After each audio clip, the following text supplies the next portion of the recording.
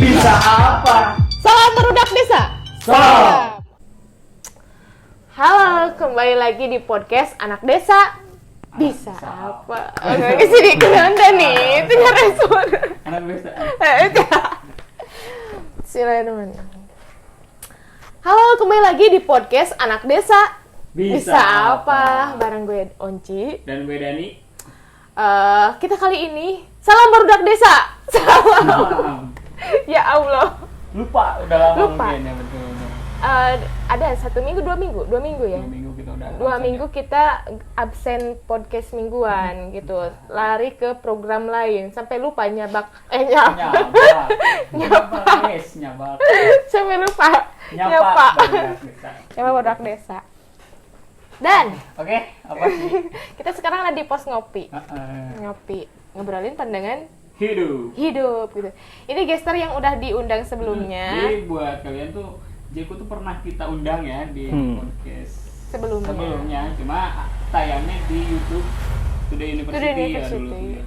Sekarang masuk ke khusus channel Ruang Anak Desa. Karena sekarang kita udah independen Ruang Anak Desa. Iya, kemarin kan masih disupport Today University, sekarang udah independen. Gitu. Nah, ya jadi sekarang kita undang lagi kakak senior. Betul. Bukan senior ya. Butuh obrolan-obrolannya, butuh pengalaman-pengalamannya. Iya, yang mestinya sih nggak pernah diputus gitu. Jadi bukan berarti udah ngobrol satu kali, oh udah pernah, udah kenal, udah enggak, tapi mesti diseringin lah gitu, dirutinitaskan buat ngobrol again. Nah, dan sekarang kita udah diskusi buat bahasin tema tentang kaya di usia muda, seputar begitulah, seputar kaya. Selamat datang lagi ya. Iya, betul. Terima kasih sebelumnya udah diundang sampai 2 kali. Mau 3 kali, 4 kali udah Boleh. Setiap ada pencapaian kita undang. Iya, gitu.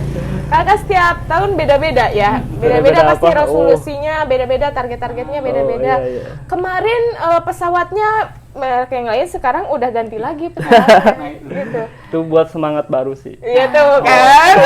Mesti ditransfer sama orang anak desa. Semangatnya itu harus Ditransfer. Biar Boleh, kita boleh. juga butuh semangat baru. Kemarin kan belum gini kan ruangannya ya. Ya kan? Dan iya, sekarang udah kayak begini. Kemarin masih Alhamdulillah ya. Bulat ya. Ya. Pakai sofa. Meja bundar kayak meja paripurna. Sekarang udah ada sofa, walaupun sofanya belum sofa Jeko. Oh, siap, harus segera. Harus segera. Semua juga biasanya dimulai dari bawah, nantinya biar lebih kuat kan. Iya, betul ya. Ini lagi nunggu momen terus. Oh, amin. Gitu. Nah, ya, jadi buat Bardes sekarang kita mau ngobrolin tema tentang seputar kaya di usia muda. Ya, kenapa gue pribadi nih yang kenapa tertarik buat bahas tema ini sama orang yang punya kapasitasnya. Nah, sama orang yang punya kapasitasnya. Jadi kalau misalkan beliau yang beropini, orang udah percaya kan ya. Kalau udah ada pembuktian. Iya, udah ada pembuktian. Kalau misalkan andai kata di antara lo apa gue gitu ya, yang beropini mungkin asunet. Kaya.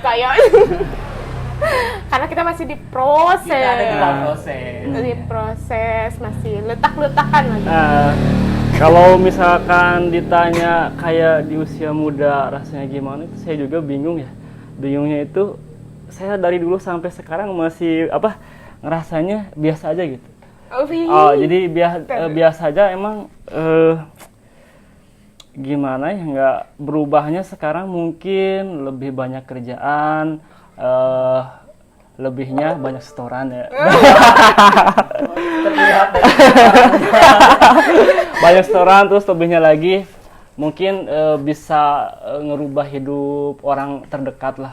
gitu dan selebihnya tetap yang bisa buat kita bahagia itu ketika kita bisa berbagi lebih untuk orang lain. Tetap itu yang bisa buat kita bahagia lebih gitu. Kalau yang lain-lainnya biasa aja sih. Oh berarti lebih bahagia ketika bisa berbagi ketimbang misalkan beli mobil baru. Bener sih. Oh gitu. Cuman kan mobil baru itu sih selain semangat sebenarnya nggak terlalu penting ya. Cuman di zaman sekarang kan branding juga perlu. Oh iya. Biar nambah kepercayaan gitu. Iya. Ada soalnya abang saya handphonenya iPhone kan. Itu logo Apple lah gitu. Terus kenapa gue bilang kenapa gak diganti, kalau misalkan butuh ya udah jual aja katanya. Jangan ini buat nakutin pebisnis. Ibarat itu kayak senjata gitu. Iya. Karena ada ternyata triknya. Di dunia pengusaha hal-hal seperti itu tuh di ini ya dibutuhkan. Ya. Jadi kadang kan pandangan orang berbeda-beda. Ada yang mandang secara materi, ada kalau misalkan orangnya lurus ya dia nggak mandang seperti materi kayak gitu, tetap yang dilihat cara kerjanya, tanggung jawabnya kan. Tapi kan ya kebanyakan sebagian besar mandangnya secara materi. Nah, tapi kalau misalkan menurut Ajako sendiri nih, kalau misalkan kaya di usia muda itu menurut Ajako gimana? Apakah posisi ketika yang tadi atau misalkan ada opini yang lain gitu? Kayak di usia muda harus lebih hati-hati sih ya, lebih hati-hati karena jiwa muda itu kan biasanya lebih gimana ya, kalau misalkan pengalamannya belum cukup, dapat uang dengan cara mudah, biasanya lupa diri kan. Gitu. Yang disebut bahaya ditakutkan tuh itu tetap dengan pengalaman mulai dari bawah dengan pengalaman yang cukup bisa membuat kita lebih kaya hati. Oh, kayak hati. Iya. Kayak hati contohnya kayak gimana tuh? Ya nggak lupa lah, nggak lupa nggak lupa daratan, nggak lupa kita tuh berasal awalnya dari mana gitu. Kita melangkah awalnya dari mana gitu. Jadi jangan sampai ketika udah kaya jadi sombong, jadi lupa sesama atau gimana lah gitu. Oke. Atau tadi lu mau nyangkal apa? Enggak, berarti ya cukup khawatir juga ketika di usia muda sudah kaya gitu. Karena berbenturan dengan nafsu. Di umur segitu tuh kan pemikiran anak muda tuh kayak seperti apa dikhawatirkan seperti iya. itu ya mungkin ya. Yang disebut kayak di usia muda itu bahaya itu kayak gitu. Tetap semua harus pakai tolak ukur. Oke. Kalau selama ini tolak ukurnya apa tuh supaya biar bisa yang tadi kayak hati tadi? Tolak ukurnya apa ya?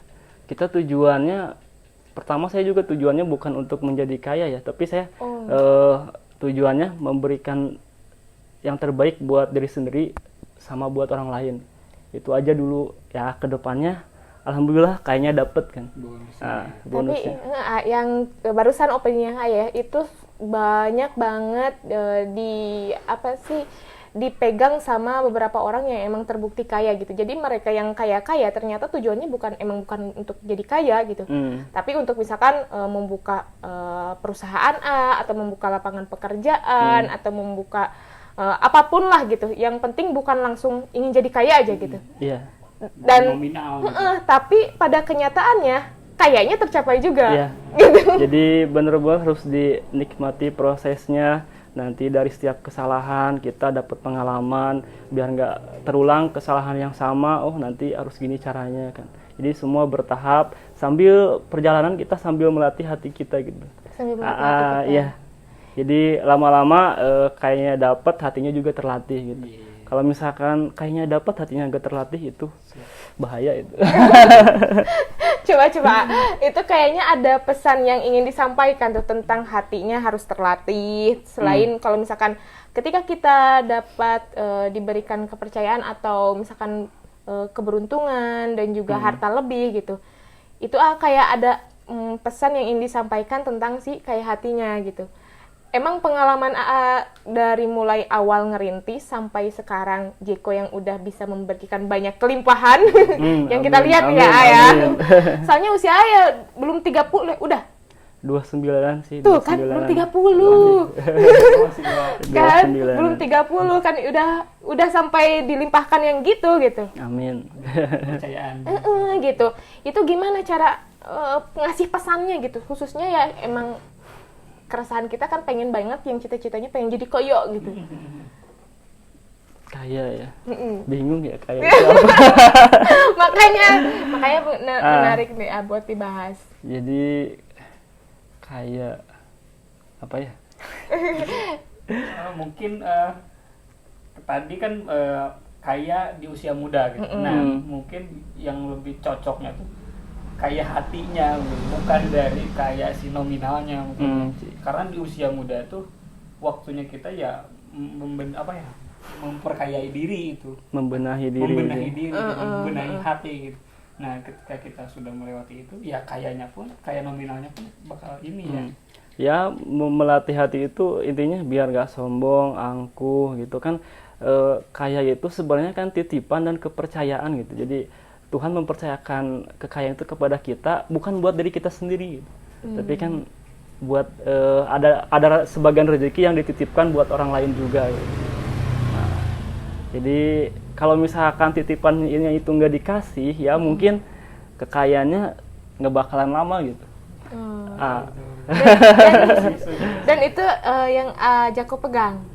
Ya harus dipegang sih, kita harus sadar dan ingat. Oke, aja kok kita minum dulu. Ya boleh. Ada apa nih? Kita minum dulu sebelum Padahal nggak lanjut. usah repot-repot ini, aduh. Gak apa-apa, ini ada menu dari Goresan Tinta. Goresan Tinta itu ruang dialog tentang keresahan dan titik terang katanya Jako.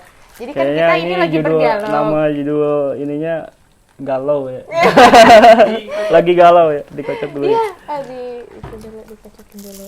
Ya kan kita Diterima ini lagi berdialog tentang keresahan menjadi kaya gitu. Tapi pengen ketemu titik terangnya. Sebenarnya tadi udah ketemu titik terangnya. Kaya hati. Kebanyakan kaya hati dulu gitu kan.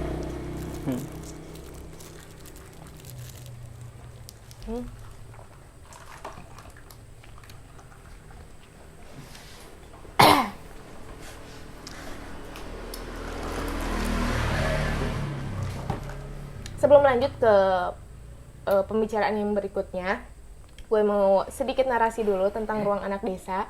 Ruang Anak Desa merupakan industri media kreatif persembahan untuk rekan-rekan produk desa karena kita ingin sampai pada pintu membuka lapangan pekerjaan alias benar-benar jadi terbangunnya company di industri media kreatif yang berdiri di desa.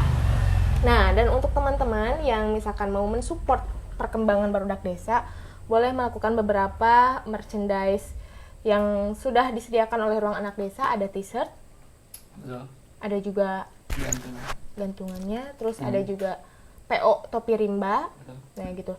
Dan yang paling penting dukungan kalian atas subscribe, Like, comment, and share. dan share YouTube channel Ruang Anak Desa itu sangat berpengaruh Betul. buat perkembangan Ruang Anak Desa. Supaya kita bisa terbukti ya, bisa terwujud pengen jadi industri media kreatif. Oke. Amin. Amin ya. Oke, lanjut lagi nih aja kok ngobrolin lagi tentang si kaya gitu. Tapi kalau misalkan dari pandangan sendiri, kaya di sini tuh nggak selalu harta nggak sih? Betul kan? Jadi kaya tuh Kalau ngejar harta sih nggak bakal ada ujungnya. iya kan, nggak ada ujungnya kalau misalkan patokan kaya tuh dari harta gitu. Karena semakin ke atas semakin ada gitu Iya. yang lebih itu. Jadi kalau Di atas langit masih ada langit. Kita harus ngelawan langit terus kan. kalau dari pandangan gua dari kaya itu sendiri tuh ketika kita ngerasa bahwa kita tuh mampu melakukan sesuatu gitu atas dasar pikiran kita sendiri gitu dan kekuatan kita sendiri, itu udah termasuk kaya kalau menurut gue pribadi. Oh gitu. Benar nggak sih ya? Setuju nggak? Bisa jadi, setuju lah. Bisa jadi setuju. Enggak, berarti pembukti versi kayak menurut lo itu lebih kayak ke diri sendiri ya. Iya. Diri sendiri yang sudah berdaya lah gitu. Kayak ngelakuin sesuatu tuh mampu. Mampu. Gitu. Pengen jadi pengusaha bisa. Bisa gitu. Bisa, ini bisa. Sudah kaya. Iya sih. Tapi pernah lo ditanya bukan ditanya sih, gue sendiri udah punya renungan kayak misalkan ketika misalkan dihadapkan dengan pilihan lebih pengen kayak harta atau kayak pengalaman, pilih mana? Pengalaman dulu lah, pasti kalau misalkan lu ada pengalaman nanti ngejar kayaknya semakin mudah kan. Tapi ketika pengen melakukan sesuatu, otomatis kan harta harus menunjang tuh. Ya. Kalau misalkan belum merasa mampu dan cukup, jangan maksain, kejar sesuai kemampuan dulu. Oke, Ya. benar. Iya sementara oke. Soalnya kan ada gitu ketika ingin melakukan pengalaman berbisnis harus ada modal dulu. Harus ada gitu. Tapi ya yang udah di Modal sekarang nomor banyak. 2 sih. Nah, itu modal nomor 2 aja. Jadi modal itu emang nomor kesekian. Bahkan bukan nomor 2, nomor berapa gitu Nomor kan modal. kesekian, ya. Lebih penting reputasi katanya. Reputasi. Diri sendiri, reputasi kita personal secara personalnya, ketimbang yang lain-lainnya gitu. Soalnya kebaliknya dengan kenyataan yang tersebar di kita gitu, antara kaya itu harta, penilaian kita mayoritasnya kan kaya itu berarti terlihat hartanya banyak gitu, ketimbang pengalamannya yang banyak gitu. Jadi akhirnya banyak orang yang emang lebih banyak menimbun kekayaannya ketimbang dia mengejar beberapa pengalaman, misalkan keliling kemana atau melakukan sesuatu ABCD gitu. Enggak, malah jadi lebih kayak ke ngejaga si hartanya gitu. Ngumpulin aja. Nah, ngumpulin gitu. Dan emang beberapa orang emang ada yang gitu, bukan ada, malah banyak gitu. Sampai kayak makanya punya opini dan punya prinsip gitu. Kalau gue sih lebih pengen kayak pengalaman ketimbang kayak harta pengen seadanya aja, tapi pengalaman yang nggak terbatas gitu. Pengen kayak gitu. Ada juga ya. Ada gitu. Kalau dari As sendiri gimana? Kalau misalkan antara kayak pengalaman dan kayak harta dan kenyataannya yang sekarang sudah dilakukan, sepertinya Tanpa pengalaman mungkin saya tidak akan pernah bisa bertahan ya. Iya. Sudah jelas Bener. jawabannya ke Iya. sana ya. Soalnya sampai sekarang. Iya. Kalau nggak ada- Karena yang sulit itu bukan memulai tapi bertahan. Mempertahankan. Iya. Oke. Benar, guru fisika gue pernah bilang gitu. Yang kalian berpikir memulai itu lebih sulit, tapi yang lebih sulit itu adalah mempertahankan katanya. Cara bertahan gitu. Cara mempertahankan Itu- apa yang sudah kita mulai itu lebih Kita sulit. dilatih dari pengalaman. Baru bisa merasakan maksudnya bisa berpikir di setiap situasi misalnya seperti ini kita cara bertahannya kayak gimana kan. Itu sih yang dijadikan pelajaran. Jadi gitu. Ini aja kok sebenarnya aja kok berangkat dari apa yang sekarang sudah tercapai itu, apakah dari privilege kah ataukah bukan, dan menurut aja kok sendiri kayak itu apakah sebuah mental atau keturunan gitu yang kayak lebih millennials banget nih gitu. Kayak itu ya harus kayak mental dulu sih. Kalau misalkan mentalnya gak kuat pasti ujung-ujungnya ambruk. Nah terus Jadi ibaratnya kayak macan, bukan singa lah, ibaratkan singa gitu. Ibaratnya singa yang ada di kebun binatang dan singa yang ada di alam bebas. Tentu pengalamannya beda kan. enggak. Ya. Kalau singa di alam bebas, dia karena sudah karena dia sudah terbiasa menghadapi berbagai macam cara hidup, pasti pengalaman juga sangat luas. Tapi kalau misalkan singa singa yang ada di kebun binatang, dia misalkan mau pindah keluar, dia tentunya harus bisa beradaptasi dengan lingkungan luar dan belum tentu dia bisa bertahan. Karena dari kebiasaan di kandang itu dikasih makan.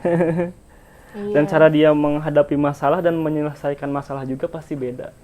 Begitu ya. Ini aja kok dari tadi gue liatin lebih santai gitu kan.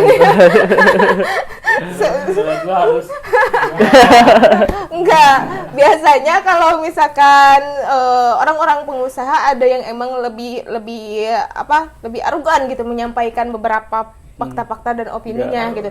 Tapi gue yang lihat gitu aja kok santai, tapi sebenarnya pengalamannya dan juga usaha yang udah dia lakukan gak mungkin ringan. Ngerti gak? Gak mungkin santai, soalnya kita ngelihat Jeko sekarang kan itu kayak berangkat dari orang yang emang gigih gitu, kerja keras banget gitu.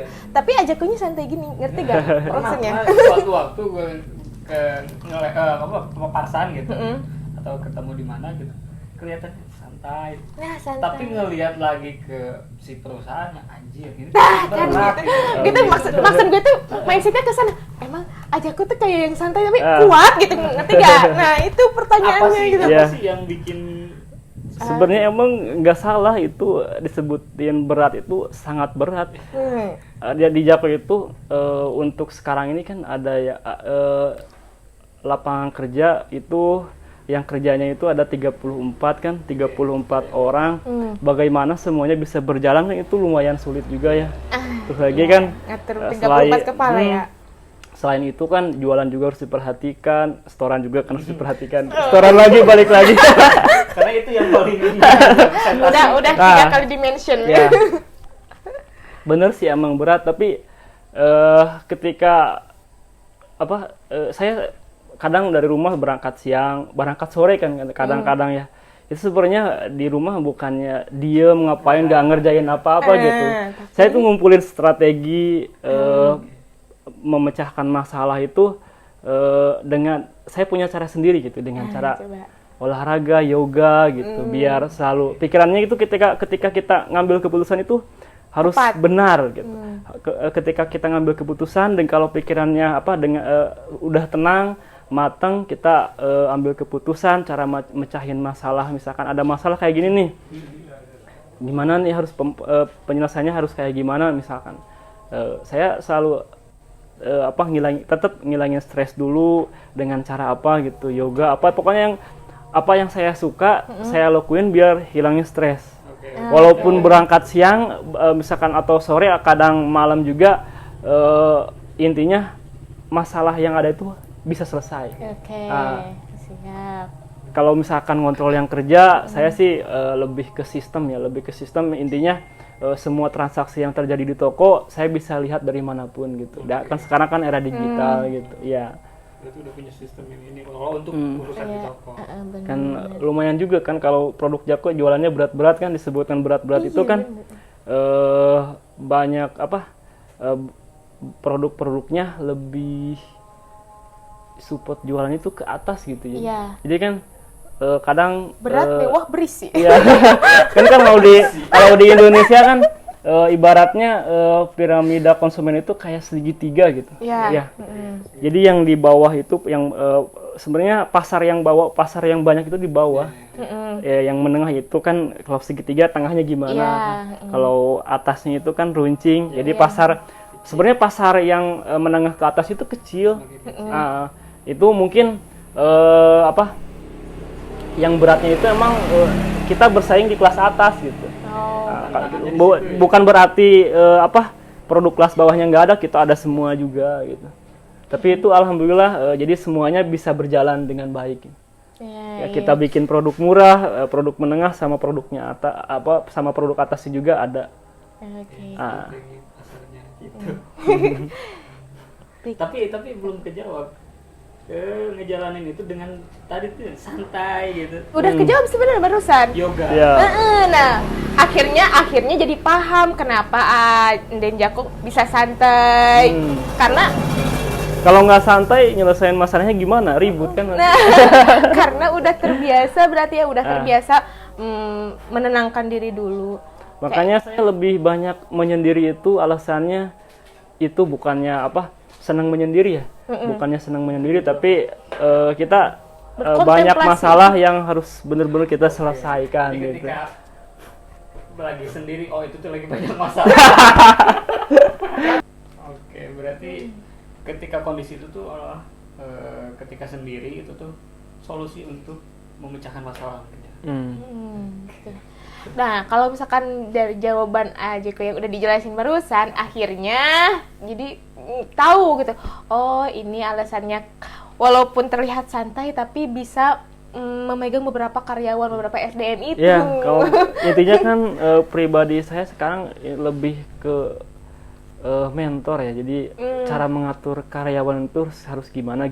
Jadi lebih memikirkan caranya gitu. Kan kalau yang kerja kan udah pasti ada yang ngerjain gitu kan. Jadi bagaimana saya cara mengarahkan yang kerja, oh ini harus gini. Jadi biar semuanya itu berjalan dengan baik gitu. Iya. Jadi Referensinya siapa sih?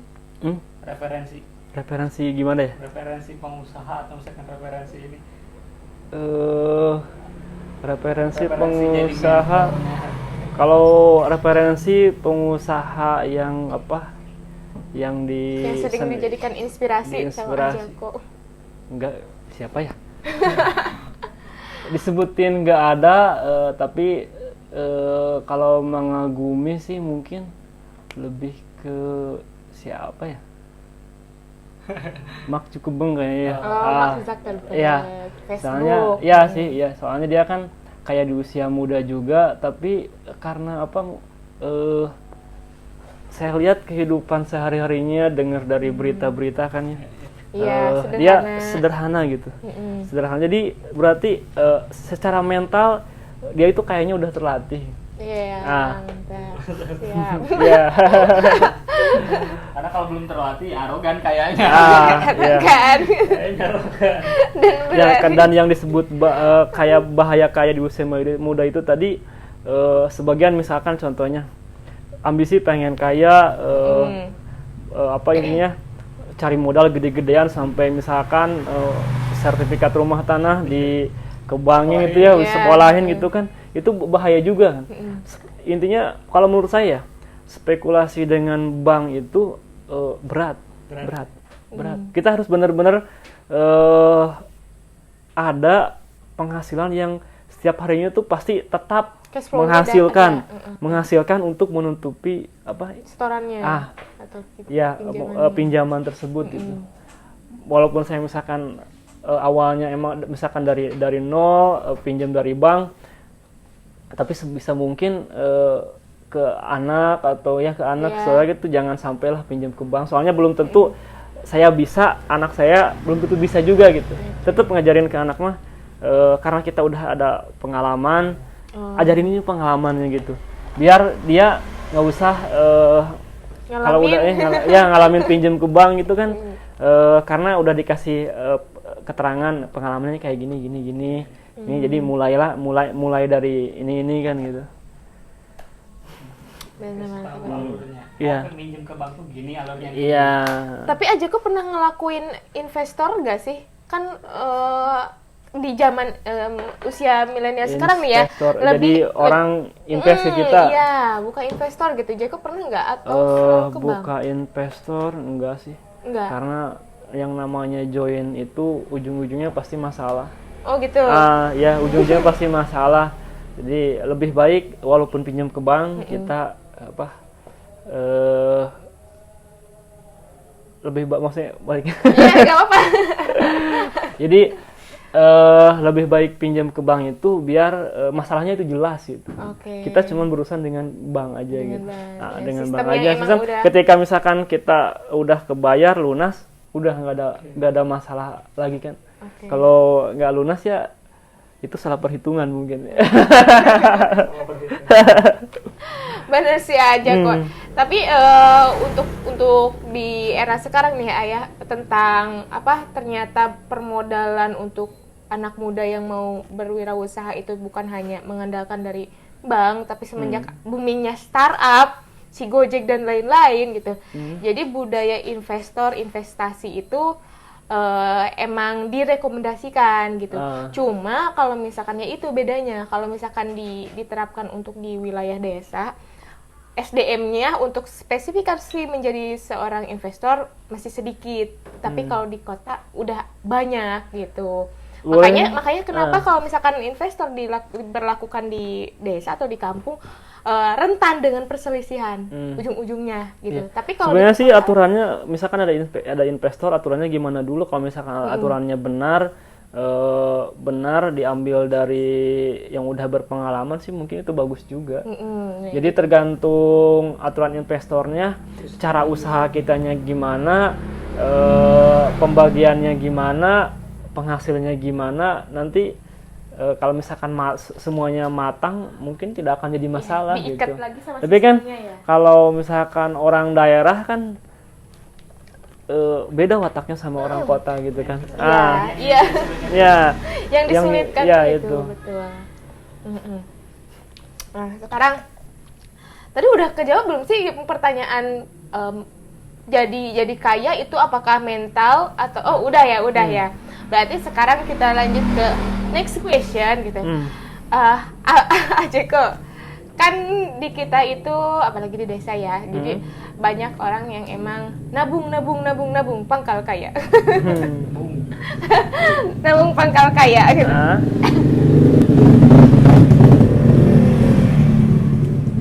Kalau menurut Ajeko itu gimana tentang nabung pangkal kaya gitu? Bahkan itu kan ada sebuah istilah juga kan, itu Ya. masuk ke dalam sebuah peribahasa. Ya, bahasa Indonesia kita lah.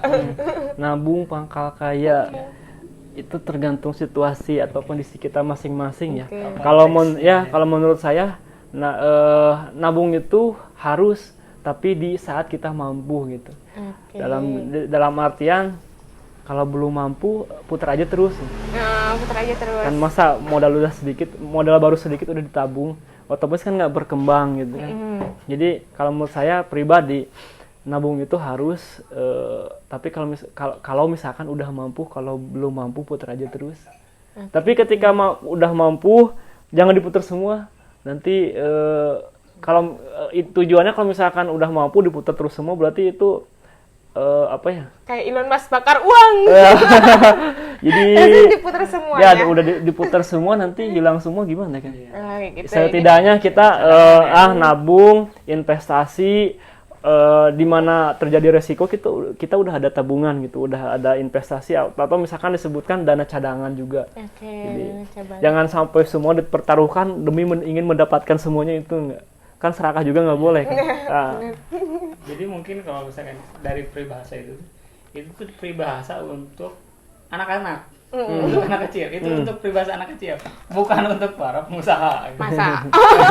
Soalnya- apakah masyarakat udah Tapi paham emang kesana di gitu?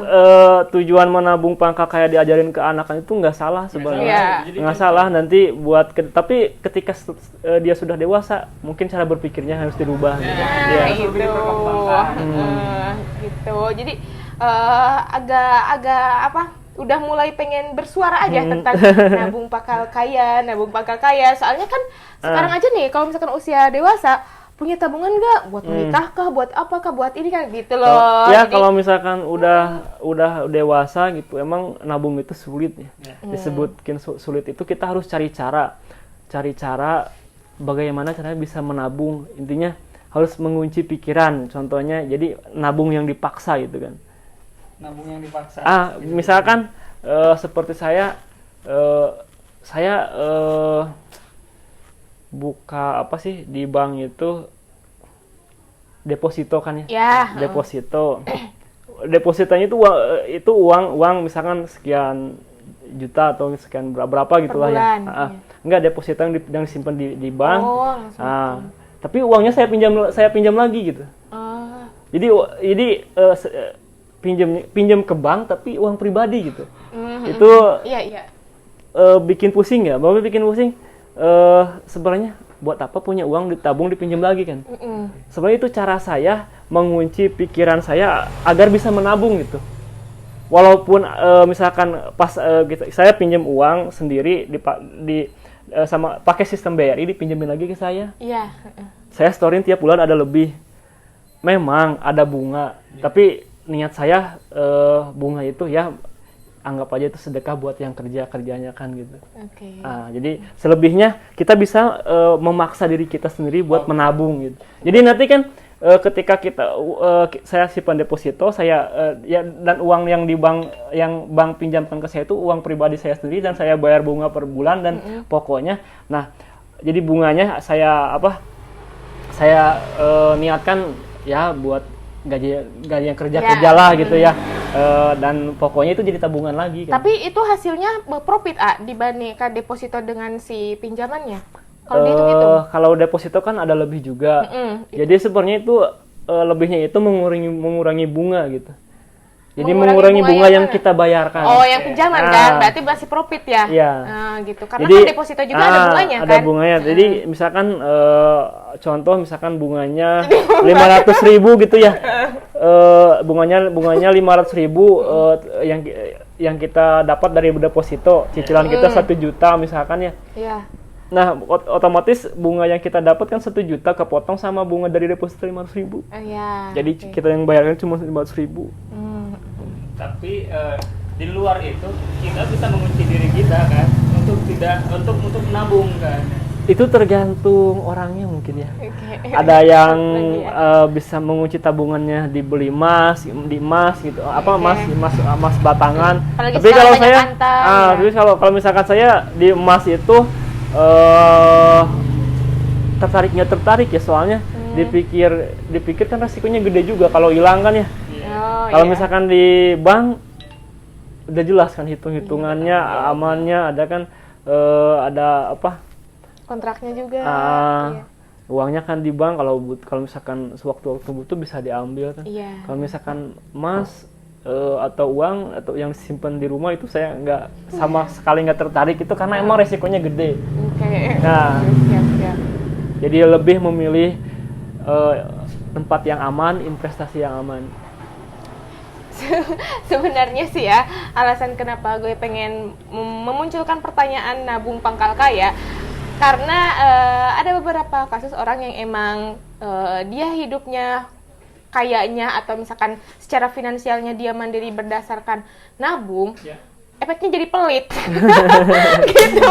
Makanya gue greget pengen ngangkatin itu gitu. Sementara orang yang emang biasa bakar nabung uang juga jangan sampai buat kita pelit lah. Ya karena soalnya karena kayak ibaratnya kita tuh udah berusaha nyisihin tabungannya. Tapi logikanya masuk kan? Ya logikanya masuk kan, kita udah nyisihin nih. Dipinjam malah jadi kan gak suka, atau lo misalkan dijajanin kan malah jadi terasa berat gitu. Jadi dampaknya orang yang suka kebiasaannya nabung kok lebih kayak ke pelit atau hitung-hitungan gitu ketimbang orang yang emang terbiasa dengan muterin uang gitu. Padahal ya antara karakter orang-orang pengusaha dengan yang bukan gitu, jadi karakternya ternyata mereka lebih sama jawabannya kayak Nden gitu, puterin uang jadi nabung tuh nomor kesekian gitu. Jadi mentalnya emang asik aja buat ngeberi gitu. Nah, itu amin. sebenarnya ke sana sih alasannya pengen. Tapi gitu. ya sih. Pernah juga gak nemuin kasus yang gitu? Orang yang emang rajin nabung, lo pernah gak? Yang emang rajin nabung tapi kesannya lebih agak susah gitu. Teman-teman gua belaksak semua. Bisa aja. Enggak, tapi apa ya? Belum sih. Belum nemu ya. Itu emang dasarnya aja pelit itu. Bukan karena nabung. Nabung kagak pelit ya. Khawatir itu. Terus Anden pernah nggak ada kasus yang begitu? Kasus gimana tuh?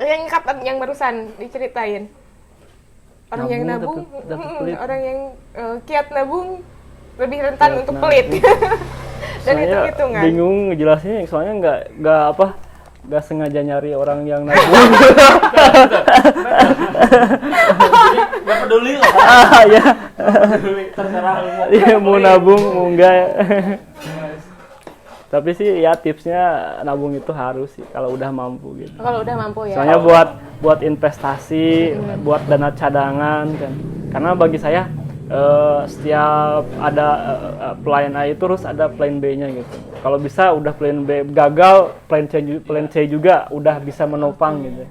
Kalau Anden nabung di usia berapa tuh? nabung ya itu di apa Di usia yang di deposito usia yang itu. udah mampu.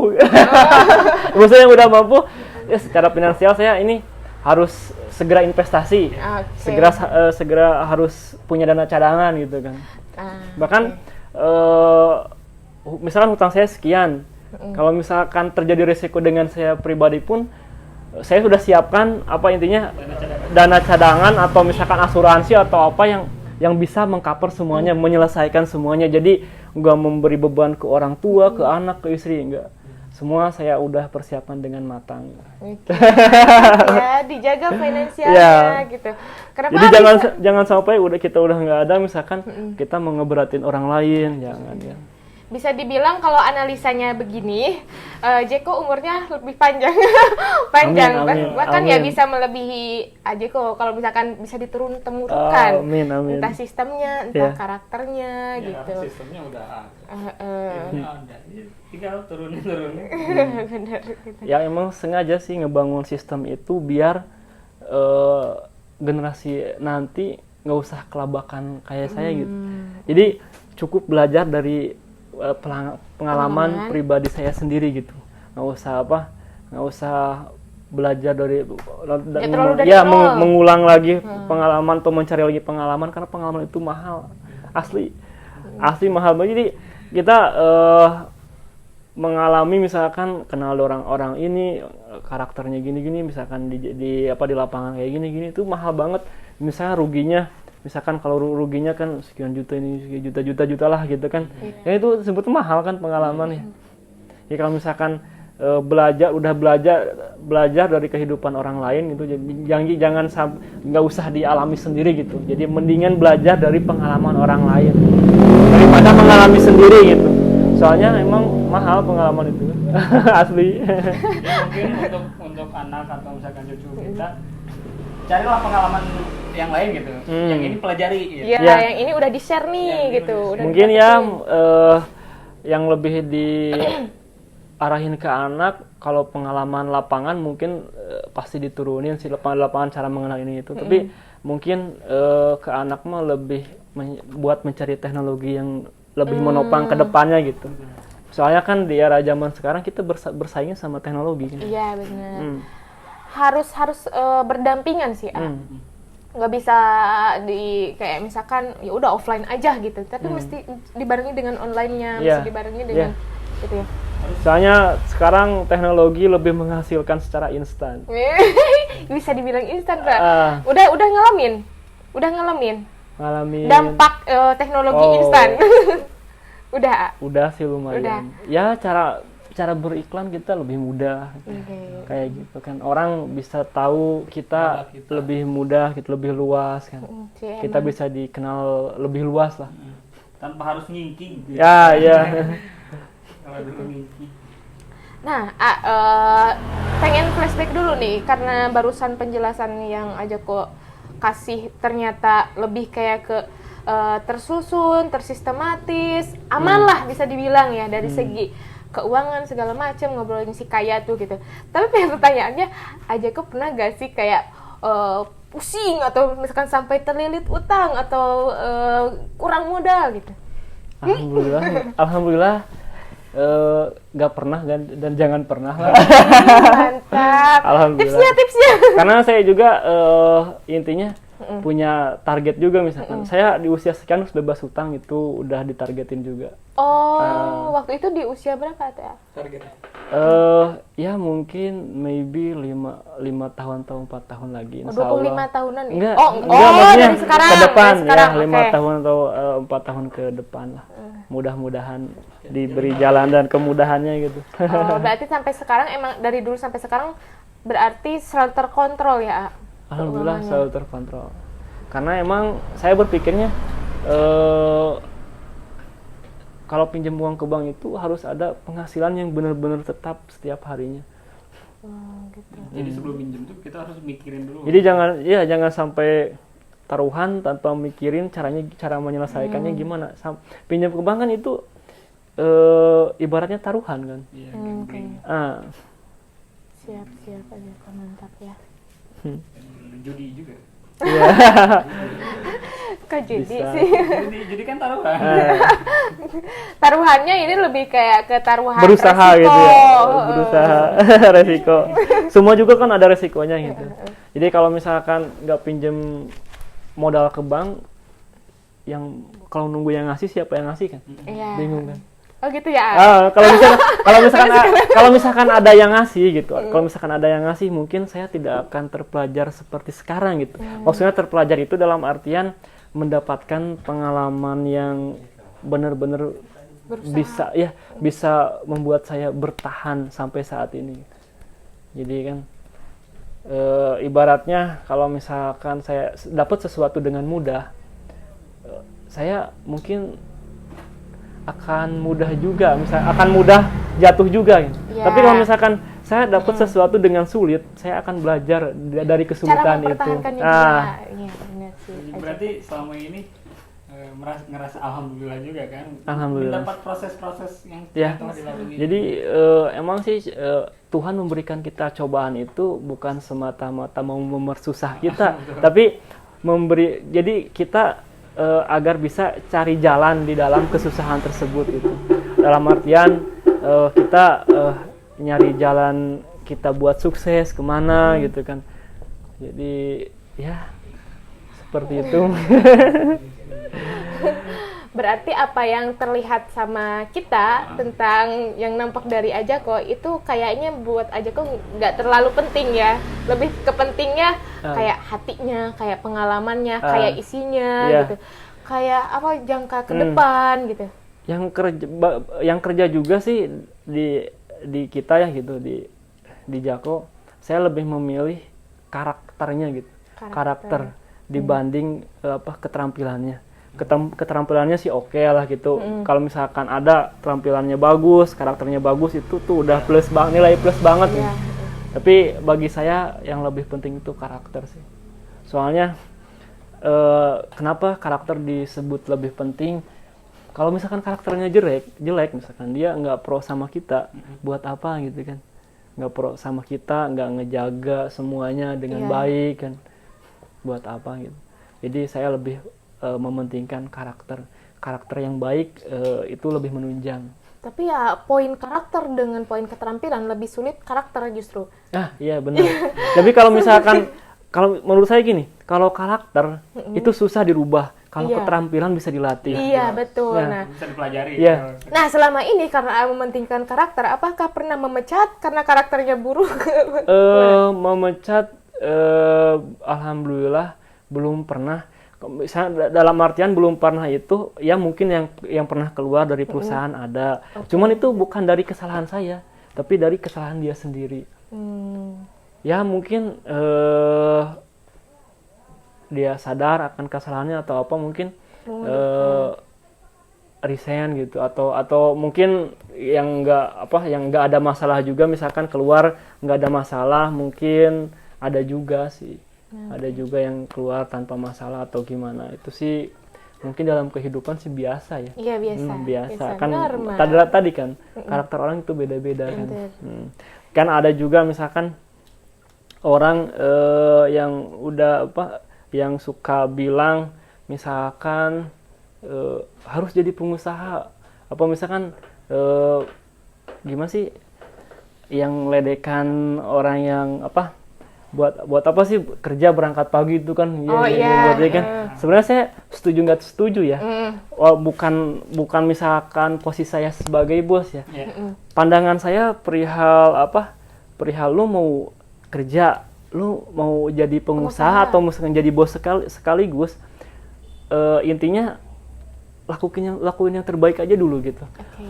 Karena walaupun misalkan dari pekerja mau jadi bos itu, kalau misalkan dari pas dia kerja nggak bisa ngelakuin yang terbaik, saya yakin dia nggak bakal bisa jadi bos. Karena seorang bos itu harus benar-benar bisa mengayomi semua pekerjanya. Jadi dalam artian harus bisa menghargai pekerja, harus bisa mengerti ini yang kerja tuh maunya gimana.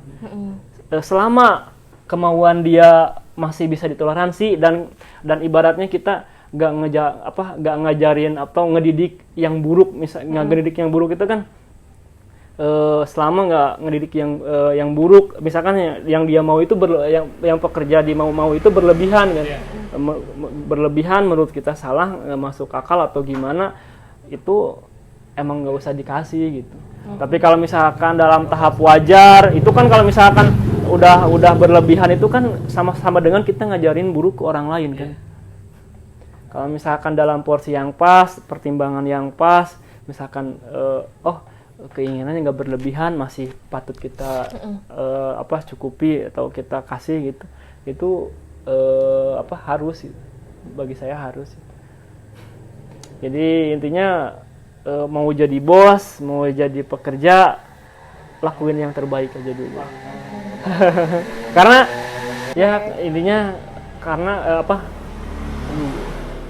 intinya mau jadi pekerja atau mau jadi bos juga lakuin yang terbaik, karena walaupun jadi pekerja kalau misalkan kerjaannya bagus, bos juga ngelihat lah. Ngelihat pasti lebih diperhatikan. Dan ibaratnya tadi, yang kerja bisa ngejalanin pekerjaan di perusahaan ya. Tapi belum tentu keluar kandang dia bisa beradaptasi dengan lingkungan luar. Kayak singa tadi. Singa yang ada di kebun binatang dan singa yang ada di luar itu beda cara bertahannya. Jadi di luar itu lebih sadis. Ibaratnya hukum rimba. Jadi disebut hukum rimba itu bisa karena era modern, era dulu kan sama era sekarang kan beda.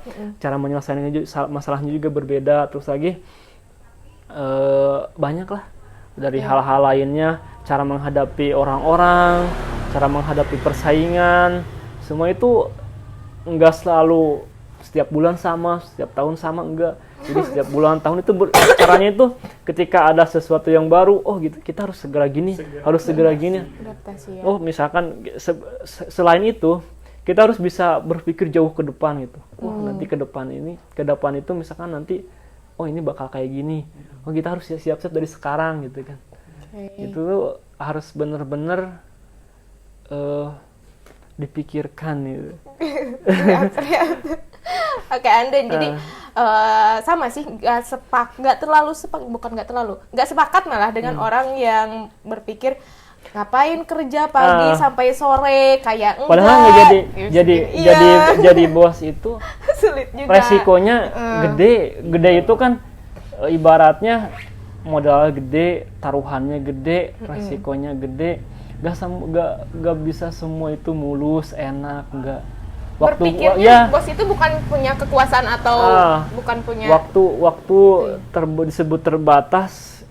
Ketika keadaan perusahaan lagi membutuhkan kita benar-benar nggak bisa kemana-mana. Dalam artian perusahaan ini harus benar-benar cara jualannya atau produknya harus segera dirubah atau gimana. Soalnya kalau misalkan nggak buru-buru ambil tindakan, misalkan kita udah berpikir ke depannya, ini bakal kayak gini, berarti kita harus mempersiapkan jauh-jauh hari gitu.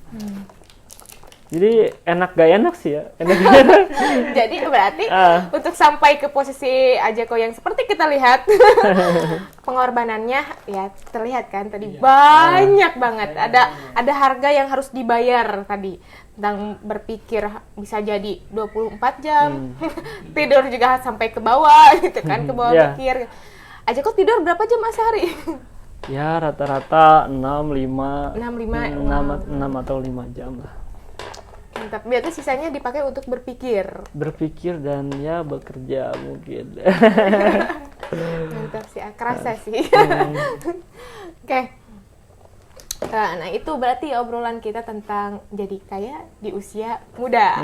Nah, untuk terakhir nih, kalau misalkan ada gak nih dari kita masing-masing tentang versi kaya di usia muda tuh gimana di era sekarang yang high-tech banget sama digital dan sosial media, yang rentan dengan terlihat kaya doang gitu, padahal belum tentu dia beneran kaya gitu. Apakah tadi keuangannya serapih yang diperhatikan tadi yang udah di-share sama Ajeko gitu.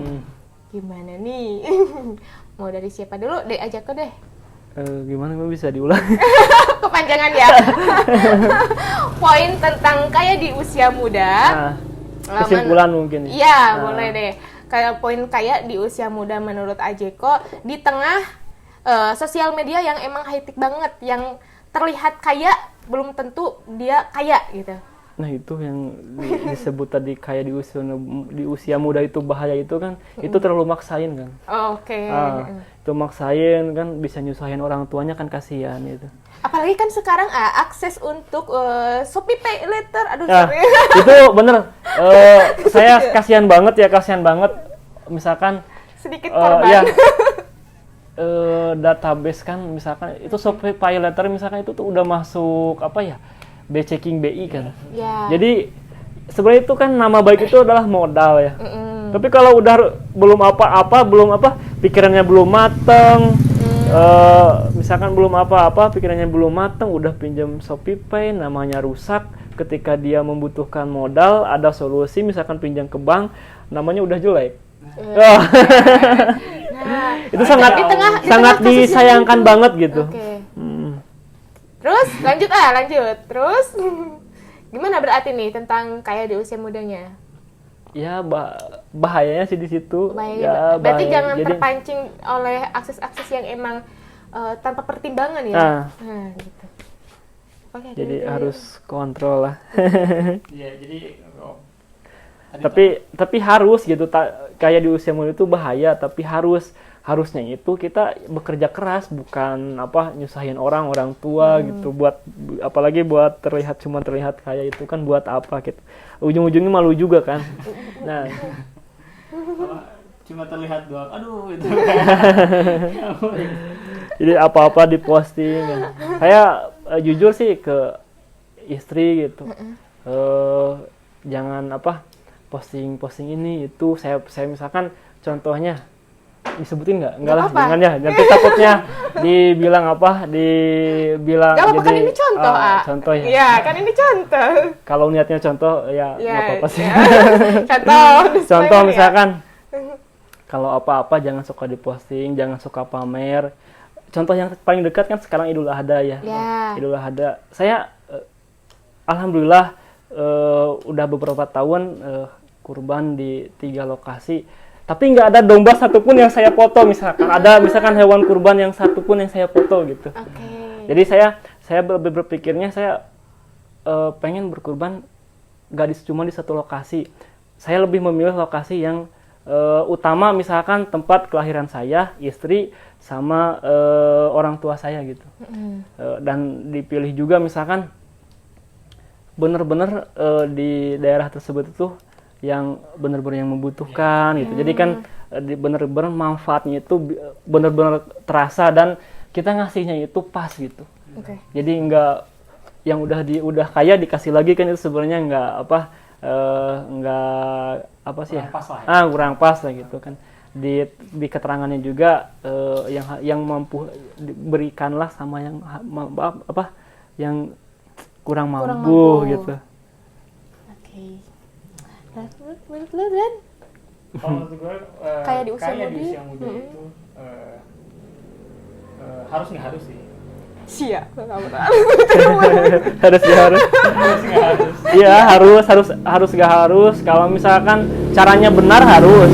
Kalau misalkan caranya salah, apalagi nggak pakai mikir, itu mendingan. Jangan, nggak harus. Ya, mendingan jadi penonton aja. Tapi sih jangan jadi penonton banget juga, jangan gitu. Tetap kita harus motivasinya harus berusaha. Misalkan jalannya apapun itu, yang penting gak nyusahin diri sendiri, terutama gak nyusahin orang lain, itu jalanin aja terus gitu. Jadi sama gitu kayak yang tadi, harus nggak harusnya itu karena usia muda itu rentan. Karena mindsetnya itu cara berpikirnya rentan jadi rentan gitu, karena usianya masih muda gitu, masih banyak proses, masih harus banyak pengalaman yang harus didapat gitu. Jadi untuk jangan terlalu buru-buru kaya lah, karena masih muda gitu. Jadi nikmati dulu prosesnya gitu. Untuk masalah nominal kayanya itu bakalan ngikut gitu sih. Kalau menurut gua kayak di usia muda, kalau lo di usia muda mengejar uang dan mengejar kekayaan, itu pasti lo gak bakalan kaya. Karena arti dari kaya atau kekayaan itu bukan ada pada uang, lebih dari itu nilainya. Uang bisa kapan aja bisa hilang, kapan aja bisa dicuri, kapan aja bisa Bahkan naik turunnya. turun gitu. Tapi kaya yang di usia muda adalah nilai diri kita sendiri yang dimanapun lo berada bisa menghasilkan uang, itu kaya yang sebenarnya. Gitu. Jadi kaya di usia muda lah, ya berapa nilai lo? Berapa nilai lo gitu. Jadi kalau misalkan lo ternyata masih bisa dibeli oleh harga 20 juta karena permasalahan sepele atau segala macam, itu ya berarti harga lo segitu gitu. Kalau misalkan lo udah dengan tanpa modal tapi bisa menghasilkan, berarti lo lebih bernilai daripada itu. Kayak di usia muda yang pasti kayak di mindsetin gitu sama anak-anak muda yang kebanyakannya berpikir kaya itu adalah banyak uang atau terlihat kaya, sepatu branded gitu, misalkan mobilnya ini gitu. Gitu ya aja kok. Salah. Thank you aja kok udah hadir di Ruang Anak Desa. Jadi terus terang ya aja tuh emang sedikit banyak catatan di Ruang Anak Desa karena emang masih muda, terus bisa mencapai beberapa achievement yang emang nggak sepele ya, nggak sepele gitu. Terlihat kan sama kita juga bikin ngelirik gitu.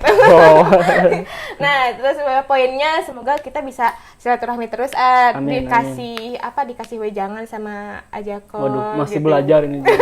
Sama kita juga masih. Yang udah dipelajari kasih ke kita. Gitu. Ini belajar lagi nggak? Karena tadi yang sistem diterapkan oleh Ajako itu pasti keputusannya panjang banget gitu. Jujur kalau misalkan masih bisa sekolah, pengen sekolah lagi sih. Dulu kan ibaratnya pas sekolah, aduh gak bener banget, butek banget gitu. Bener. Ya nyeselnya sekarang bisa disebut nyesel sekarang bisa lah. Tapi nyesel gak nyesel sih ya. Disyukurinya berarti tetap ada. Tapi kalau misalkan bisa belajar lagi gitu, masuk SMA, kuliah lagi itu ya mungkin pengen gitu ya, biar bisa belajar itu bener gitu. Jadi tapi emang sih yang didapat sekarang pelajarannya pas kita lagi kesulitan, kita tuh belajar itu ngerasa terdorong gitu. Jadi bener cara mempelajarinya gitu cepet gitu. Jadi dulu saya nggak bisa komputer, nggak bisa apa. Tapi sekarang karena kebutuhan, karena mendesak, saya benar-benar tekun mempelajarinya gitu. Jadi inisiatif pengen sekolah lagi, kalau misalkan saya sekolah lagi, kayaknya dengan mudah nih bisa dapat ilmu karena emang karena kebutuhan gitu, karena membutuhkan. Tapi kan malu masuk sekolah. Malu nggak malu sih kalau misalkan sekolahnya nerima, ayo misalkan, oke sih misalnya. Tapi kalau misalkan sekarang berpikirnya lebih, kalau misalkan membutuhkan lebih cari jalan yang cepat, misalkan ke les atau misalkan gitu, kursus gitu sih. Benar, atau enggak seminar-seminar yang emang kelas CEO gitu. Nah itu kan biayanya lumayan, sekali pertemuannya bisa 5 juta, 10 juta gitu. Tapi emang kelas standar ilmunya buat CEO kayak pembicaranya nanti Helmiah ya yang gitu-gitu. Gitu. Emang sih yang buat motivasi itu perlu. Saya sendiri walaupun alhamdulillah sedikit banyaknya ada pengalaman, tetap masih membutuhkan motivasi karena manusia itu tahu apa yang benar dan tahu kebenarannya gitu kan. Tapi ketika dia banyak lupanya manusia mah. Banyak dalam artian banyak lupanya, harus selalu diingatkan dengan motivasi gitu. Jadi ketika dia tahu yang benar tapi dia masih melakukan hal yang salah, itu karena kebenarannya itu ada di alam bawah sadarnya dia gitu. Karena tidak diingatkan tadi. Nah, benar. Jadi ya pokoknya bener sih, sering banget ngerasain kayak kita tuh rentan dengan kesalahan. Jangan sampai lihat siapa yang berbicara, tapi lihat isi yang dibicarakannya. Walau misalkan orang yang ngomong orang gila gitu, yang ngomong orang gila, tapi yang diomongin itu benar, kita dengerin aja gitu. Walaupun misalkan dia orang gila atau apa gitu. Kalau misalkan omongannya benar, kita wajib dengerin gitu. Jadi jangan mandang siapa yang ngomong gitu. Enggak. Siap. Jeko, nah buat yang terakhir nih, kayaknya ini pesan dari banyak orang gitu. Kayaknya nih Ayah sebenarnya banyak banget budak desa yang pengen sharing langsung sama Jeko. Cuma mungkin malu, segan, malu, ya segan. ada kelas yang udah Wah, kelas apa? makanya Kelas men. pasti yang ngerasa gitu banyak Ah. gitu. Soalnya sekarang ya sadar apa nggak sadar banyak anak muda yang emang udah mulai belajar berwirausaha sejak muda gitu, dan di Jampang juga udah mulai ke sana gitu, dan ya pengennya gitu ruang anak desa menjadi jembatan buat orang-orang Amin, yang emang punya mudah-mudahan. pengalaman lebih dan pengen diseringkan sama yang membutuhkan gitu ya aja kok. Jadi jangan lupa sering mampir Siap. ke ruang anak desa gitu, karena pasti banyak yang membutuhkan wajangan dari Ajako gitu. Pengalaman aja kok yang harus di-share. Ya kita aja penasaran, apalagi yang lain gitu Oh, kan. bisa aja. Lagi melakukan. Nah gitu yang lagi berjuang gitu. Lagi melakukan. Terakhir nih Ajako, menurut Ajako tentang ruang anak desa. Ya. Bentar ya. Siap.